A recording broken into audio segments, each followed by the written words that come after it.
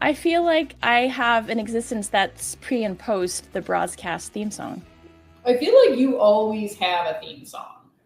What do you mean? Like playing in my head or in your head? Like it would be easy to theme song you, you know? I don't know why. I love how you just made that into a verb. We're going to do that. Yeah. Okay. Friends, it's been a while. This is Footy Prime The BroadsCast. Clare, Rustad is here. Rian Wilkinson is away doing important Welsh things with the Welsh FA and the women's national team because they qualified for the first major tournament. It's historic, blah, blah, blah. Okay, Rian, we miss you. So she is not here today, but somebody who is, and get ready for this preamble because it's something. 4-time Olympian, Olympic gold medalist, 2-time Olympic bronze medalist, over 10,000 career minutes logged in the NWSL, and a decade of professional experience. Hang on to your hats, there's more. One of Canada's most decorated soccer players of all time, and a monumental addition to Ottawa Rapid FC and the Northern Super League. We are so happy to be joined by Desiree Scott. Desi, welcome to Footy Prime The BroadsCast.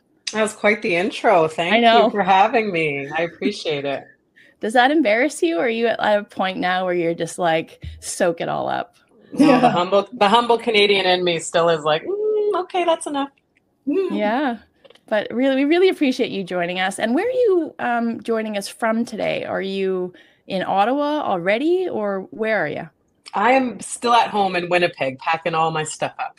Just arrived from Kansas City. Now I've got to get it rolling and get it ready for Ottawa. So lots on the go still. That's right, because Kansas City was a home away from home for you.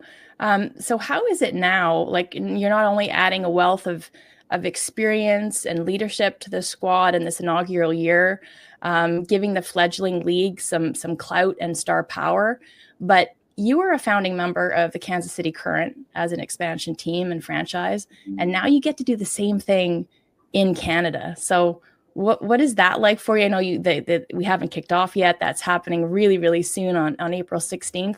But what has the process been like been for you so far? Yeah, in 2013, the NWSL in the States began, and I was part of that inaugural season in history down there. But what has been a long-time goal of myself, fellow national team members, we wanted a league in our own backyard, and now to have the opportunity to be able to bring pro soccer to Canada, to be involved in the league and help sort of pave the way for pro sports here is something really exciting. And I had planned to retire, but this is worth coming out of retirement for. And I there's a part of me that feels an obligation to help to continue to grow the sport. It's what I love. And yeah, I'm just super excited to get started.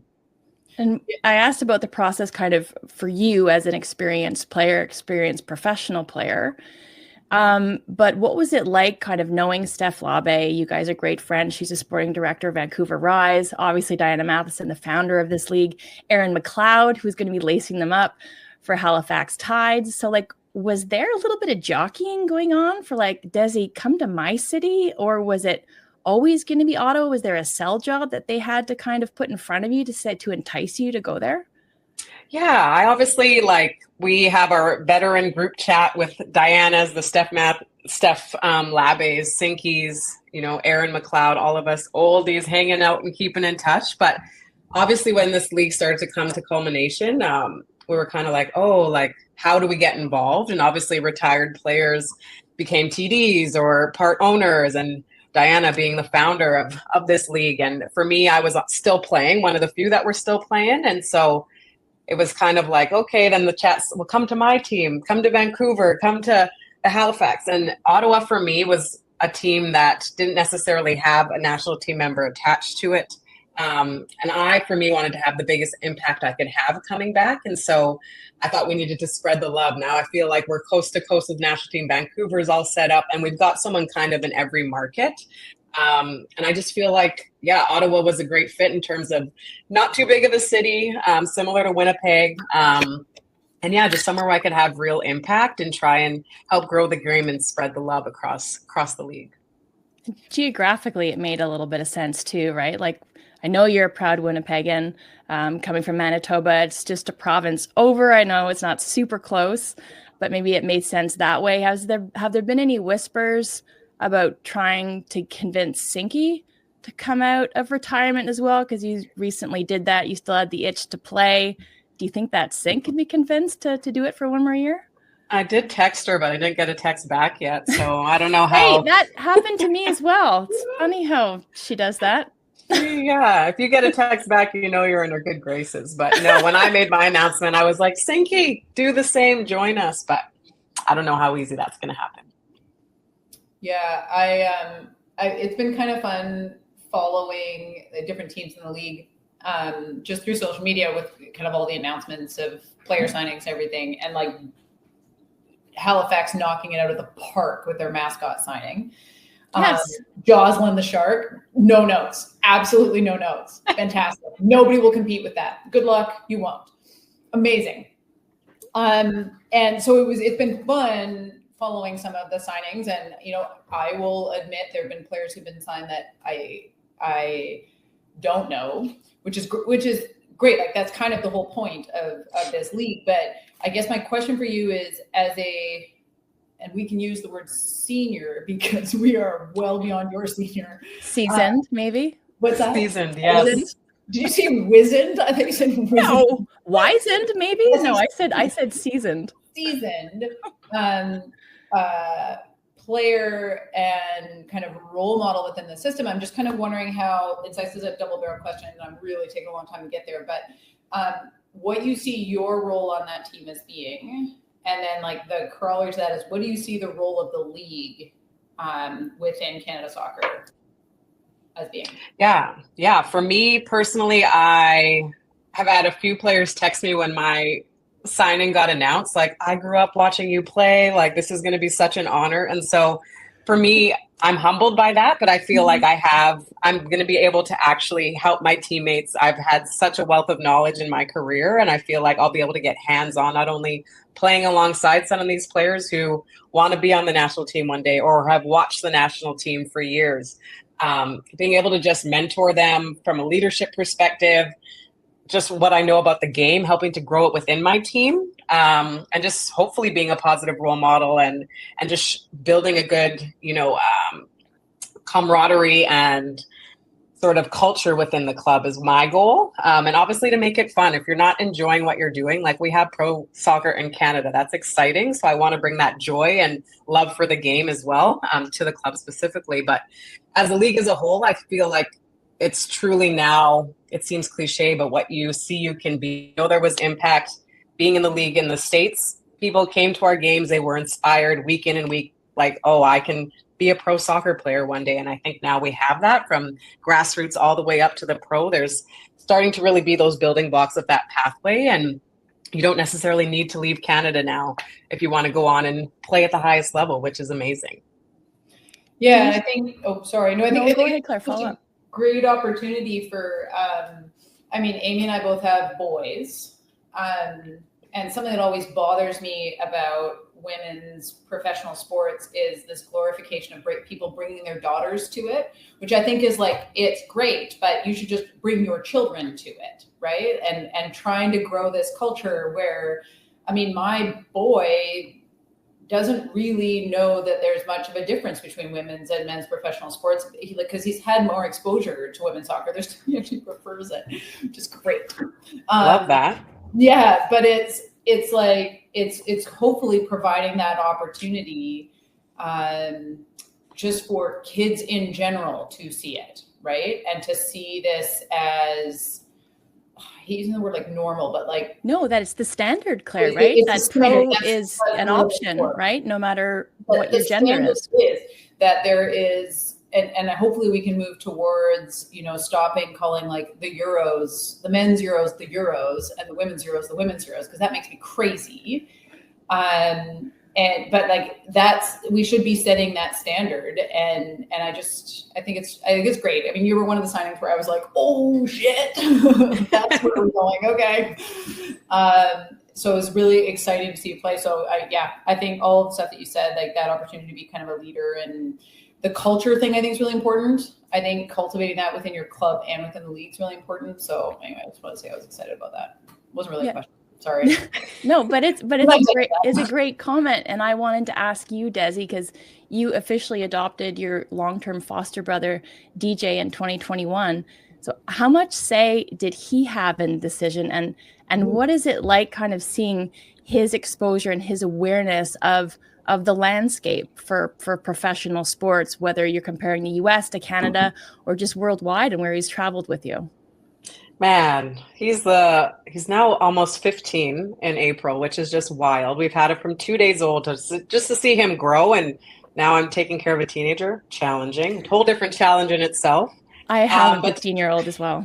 Yeah. Okay, Yeah. So you get it. Yeah. Mm-hmm. No. He's going to stay like this forever, right? Yes. No, Okay. at all. It gets better. No, yeah. kind of. It does. So they say. I'm waiting for that to get over that hill, but no, it has been an absolute pleasure to be able to have him on the journey, and to travel with me, both with the national team, with club. And he's just been able to witness greatness daily. And I think it's been so positive on him as a human being and in his development to be able to see the best players in the world play week in and week out. He sees what community is. He sees what being a part of a team is. Like, he's shagging balls. He's, watching clips with me. Like, he's fully involved in the teams, which has been amazing. So he sees what I do now a little bit clearer. Like, I'm not just kicking a soccer ball. He sees the work and the work ethic and all it takes to go to play at the level I play in. Not only that, he gets to travel the world, and he's my partner in crime. And so it's been really, really awesome. He's excited about Ottawa. When I obviously have these conversations with him, and he's like, I thought we were retiring. And I was like, me too. We all did. I love how it's a we. I thought we were retiring. That's totally what he said. But then I was like, listen, I explained it to him, a chance to come back and be a part of history and help grow the game in Canada. And he was like, we're going to Ottawa. We're going. Like, he was kind of like the one that put me, he's like, you have to do this. Like, he was my encouraging factor in the decision, which is pretty cool. He's excited for it too. You've talked about the WhatsApp groups with like the veterans or like the seasoned players, like legends of the game, and we'll throw you into that as well. But like, how key was DJ to kind of scratching that itch, like for you to come back a challenging couple years with injuries, not getting selected to that roster for Paris, and due to an injury you saw yourself in, and we'll get to the integral role that you played off the pitch with the harrowing ordeal that happened in Paris, and the redemption arc and the grit and the determination by that team. But like, did you always know that you kind of had more to give? Like, you talked about being at peace with your decision to retire, but then like, what was it, the conversations that brought you back? Was it just, I want to build something here and I want to be part of it still within the confines of the pitch? Like, what was the kind of the key domino that had to fall in order to get you closer to this signing? Yeah, I think just allowing sort of the dust to settle. Ottawa was very patient with me in terms of like, hey, I need more time to decide. I didn't want to rush into a decision because I've been talking about retirement. It's a joke since 2016, and it's 2025, and here I am still playing. But for me, it was just, I didn't want to have any regret. And I know opportunities come and they go, and I still love the game so much. I feel like I've had a really hard last couple years in life and in sport. And I feel like there's something inside of me that wants to still show and prove and give what I feel like I couldn't have fully given over the last year and a half. So to have a chance to play in front of Canadian fans, to help build a league, like all of those things, just it's a culmination and the perfect recipe for me to just give it one last go. So, and I'm not, I mean this in the nicest way. But like, you're not going to play for like 10 years, right? Probably. So like, what do you, and I don't know what your timeline is. I'm not going to ask you that, but my question is more, where do you see yourself going when you really do retire? Like, and what interests you? Because I assume you'll probably stay within the soccer realm, right? You seem like the kind of person who's really invested in, which is really great. But like, where do you see yourself maybe fitting into that post-playing career timeline? Yeah, one of the big reasons I also signed with Ottawa was they knew retirement was coming and looming, and they weren't going to get a ton of years from me, but they also knew I wanted involvement within the league. And they're willing to help me learn, everything it takes to run a club. So I'm going to learn, some about community engagements, the marketing side of the game, and really get like a little bit of a tester course of everything Ottawa Rapid and what it takes to have an NSL club. I'm definitely going to be staying involved in the game, whether that's coaching. I would like to do a little mixed bag of everything. I love broadcasting. I love TV, giving back to I haven't figured out exactly what niche and where I'll fit in, but my involvement in this league is something that's very passionate to me, and how I can kind of tap in and give back once I'm done playing is going to be key for me. It's a super cool part about the league is that I've always felt like there's this talent drain. We have a bit of a talent drain getting into like the national team and like at younger ages, but on the opposite end of the spectrum, post retirement, there's this talent drain too, where there isn't, or prior to having a pro league, but I just feel like there's a lot of help. Right? In terms of finding kind of a post-retirement where you fit within the sport, if you want to stay within the sport, it feels like for a long period of time there, people just sort of went on with other lives. Like I came into broadcasting by accident, and it had nothing to do with with Canada soccer or anything like that. Like it was all kind of by accident. It feels like this is a great opportunity with this league to kind of cultivate some of that post-retirement talent. Right. And yes, you should be on TV. And the cool thing, Desi, is like I wear a number of hats, and I don't feel like I need to be forced into like square peg, round hole, or like just one niche. Right. You can have multiple niches, which is the cool thing. And this league now, what it does is there's going to be that ecosystem. So like the way that, Carmelina Moscato and Reed Wilkinson have had to go elsewhere to ply their trade, to find success. Like we will have that pathway now. So like the standard would not only be pro soccer for young women in this country, and we'll have that pathway.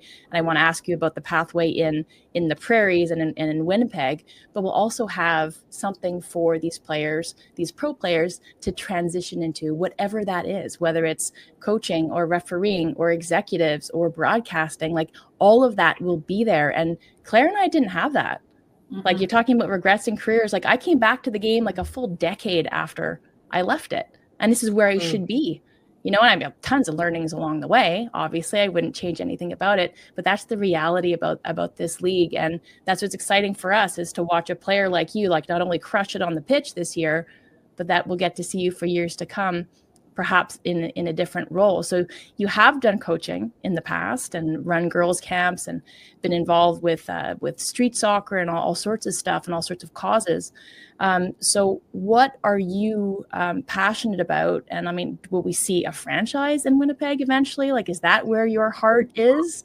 And what do you think we can do more for the pathway and identification and recruitment of players from Central Canada?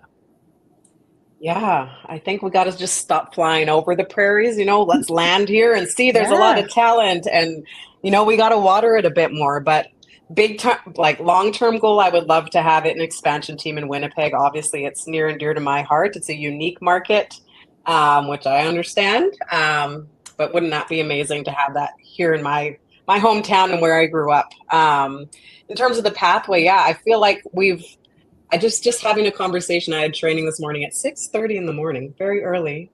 Not a morning person, but wow. But we were just talking about, the clubs, and there's a lot of competition within province. And I feel like there's just and maybe I'm naive because I've been playing, but I feel like we should be able to develop the players. And that's where my passion is. It shouldn't be all this competition from club to club to club. Let's just invest in the players. Get more people playing pro, playing for the university levels within Canada. There's so much talent that I feel has been overlooked or maybe not given the opportunity. This league now provides that. But from the grassroots all the way up, we've got to really, really continue to invest with opportunities to be seen, with just that passion to really engage with the athletes and help them continue to fall in love with the sport. That seems very base level, but a lot of girls, I know there's a stat 1 in 3 girls after the age of 12 are dropping out of sport, and that's sad. Sport has done so much for my life, and I just want to be able to inspire and help people stay involved in the game. And maybe it's that age range that really I am passionate about, the 12 to 14 age range. And yeah, I just want to, this is a beautiful sport, and the more people we have playing and investing in it we're going to be better for it. Yeah, I think we had the conversation, I think it was with Dee, about kind of the league's role in development and everything. And I brought up that I grew up in a very small town, rural environment, and was only really identified by the national team because like my dad would drive me and I played off island. I did a lot of travel in order to play at a high level, and not even just at a high level, but just somewhere where eyes would get on you. And I feel like the Prairies is sort of Canada's rural environment, but like, you're right, that place we fly over and don't actually settle and focus. I mean, you think about the number of camps that we had in the Prairies. I mean, how many did we actually have? I think we had one in Saskatchewan once, and it was a youth, like an under 23 camp or something like that. And how many games are actually played in the Prairies? Like if you play the averages, not that many. So for you, like what was we know a little bit about kind of like you coming into the game, but like what was that like for you growing up, and how did you seek out those opportunities as someone, what did Amy call it? A Winnipegan? Is that really how we say it? Winnipegger. Winnipegger. Yeah. I'm sorry, Desi. I apologize. That's fine. I kind of like it. Yeah, that's good. What was your avenue? Like, just describe a little bit your avenue to get to the national team program. My recall now, we have to track this brain of mine. But no, I was no, for me, like I started playing competitively when I was 13. And I just kind of, there's like the stepping stones you go through. I had an amazing support system and amazing coaches that supported me along the way and kept me, straight and narrow. My mom driving me to every training session, whether it was here in the city or tournaments and to Brandon and different places. But I just started playing for my local club, FC Northwest. Then you play for your provincial team, which then gets to like the Western Canada games, which then gets to the Canada Summer Games, and you kind of just start to get that bigger scale. And back in my day, they had a thing called the RTC, the Regional Training Center. And I love how you're talking to like, I'm a full 10 years older than you, Claire almost, and you're like, back in my day. Yeah. I feel old. I was just training with like 18-year-olds today, so... that's a fair point. But there was a regional training center, and everyone from the Prairie provinces would meet in Edmonton every 5 weeks, where national team coaches would come in and kind of scout you. You'd play 2 games, have some training, and that was kind of where I first got my first look for the U16 national teams. Got my first sort of take there. But club nationals, you go, you represent your province, national team coaches come in. But it was really being at the right place at the right time and committing to the process of representing my province, then representing at the youth teams for Canada, and then going on to the national team. I've been very fortunate, but it didn't come without hard work and really that fuel under my fire to want to put, Winnipeg on the map. I think that was a big reason I've gotten where I've gotten to, is that, again, I do feel, even my own teammates are like, where are you from? Like, so that kind of fueled me to want to prove that good players can come from here. And we want to get more on the national team someday from the Prairies. There's not a ton, Steph Labbe, Kaylin Kyle, myself. I'm not sure if there's more. When you going through the whole process, regional training center, provincial team kind of process, this might be a hard question to answer, but like ballpark, how many kids in that environment came from outside of Winnipeg? For the regional training center? For either, yeah.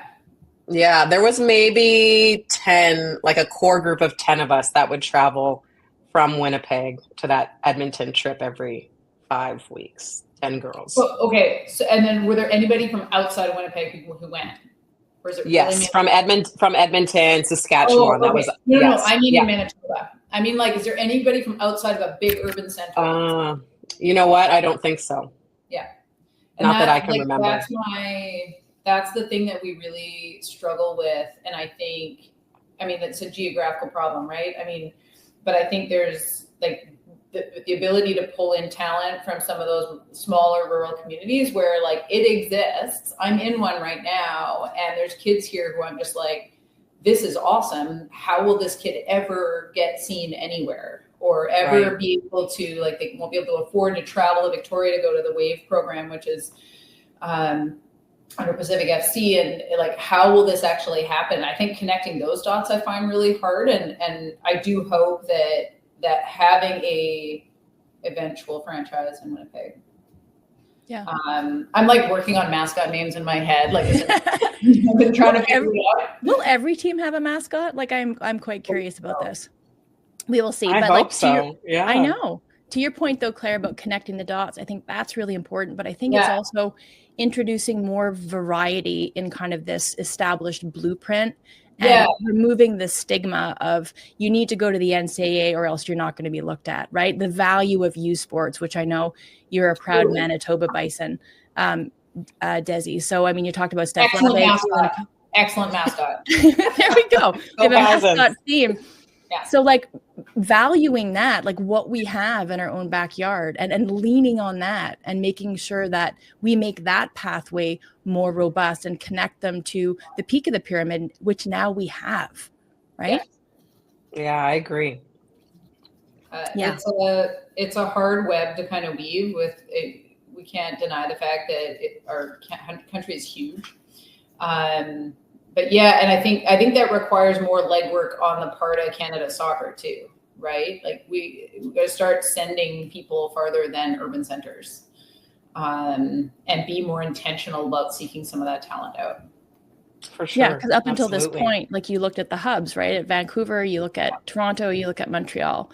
And if you were kind of selected and you came there and you were like billeting and living with somebody so you could train there, then you got seen. But otherwise, you just didn't. So it's casting a wide net for the talent that we know we have in this country, and we know we have in kind of the heartland of this country, which is really exciting.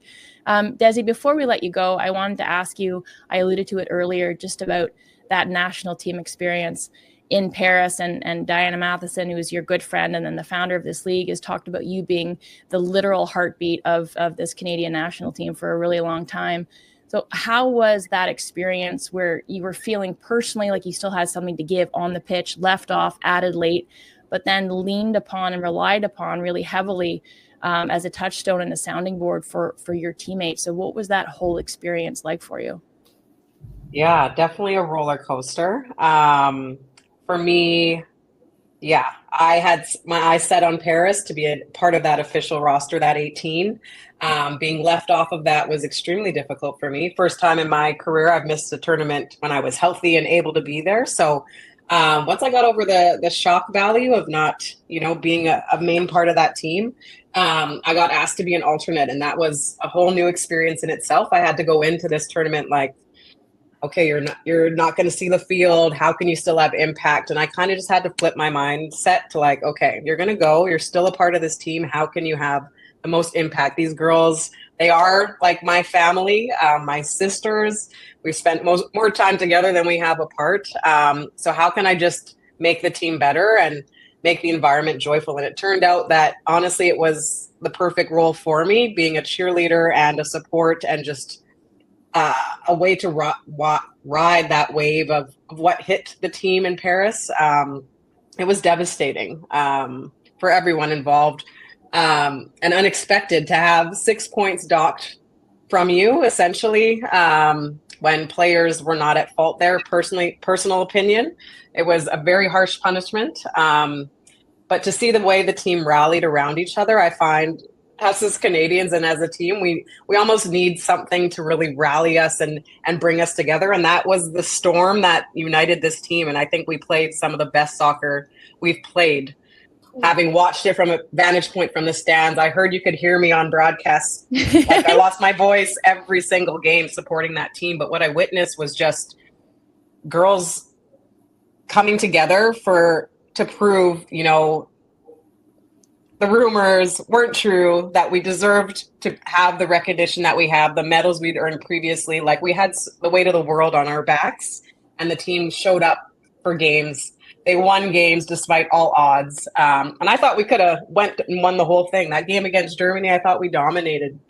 Unfortunate to lose in PKs, but I was so incredibly proud to see how the team came together and showed up at a world stage like that.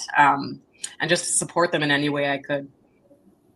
What do you think now with the nomination of Casey Stoney, just to wrap up here, to kind of take them into this next realm, and obviously what's eluded this team is a legacy of Olympic success, which you were a massive part of, but the World Cup has been a little bit more difficult as a place to go and kind of stake your claim on that and to have some success. So do you think that Casey Stoney is the person that can take this team to new heights at the World Cup especially?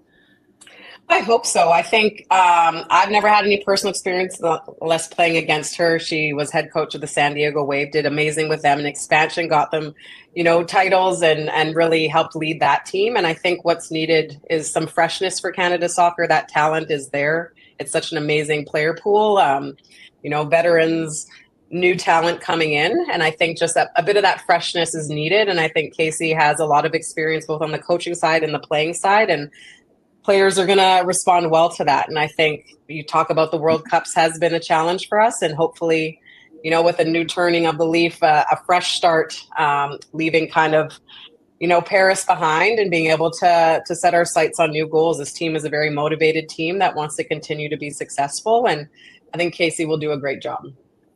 Yeah, we'll be watching for sure. Friendly's coming up at the end of February, which is just announced. One quick fun one just before you leave. I'm going to plug Pitchside Coffee because that's still a venture, right? That you have going on. You're passionate about it. I want to know what your current coffee order is. And then also what's more satisfying, a crunching slide tackle or honey dill sauce? Oh, I'm going to have to go with the honey dill. Can you tell the people have you guys tried honey dill? Honey dill is a delicious Manitoban made sauce. It's normally for chicken fingers. It's a little sweet. Got the dill. It's just a dipping sauce, but I could put it on anything. It's delicious. I'll have to send you guys some. Have you ever tried it? No, never have. Do you like carry around like a little bottle in your purse and just bring it to everywhere you go? A jar. I could. Yeah, a big jar. It's delicious. Amazing. Claire, did you have anything before we let Desi go? No, I don't think. I'm still trying to figure out, like, I'm already thinking ahead of the Winnipeg expansion, trying to think of a good mascot. That's where I'm going to be. It's tough. It's tough. People tried to ask me about a potential name and I couldn't think of it. It's harder than you think. Yeah. I know, this Bison's taken. That would be perfect. That's right. Well, listen, Desi, all the best for this coming season. We're so happy to see you back on the pitch. Can't wait to see that ball kicked for the first time at TD Place for Ottawa Rapid FC. And you're welcome back anytime. Thank you so much for joining us on the BroadsCast. Thanks so much for having me. It's been a pleasure.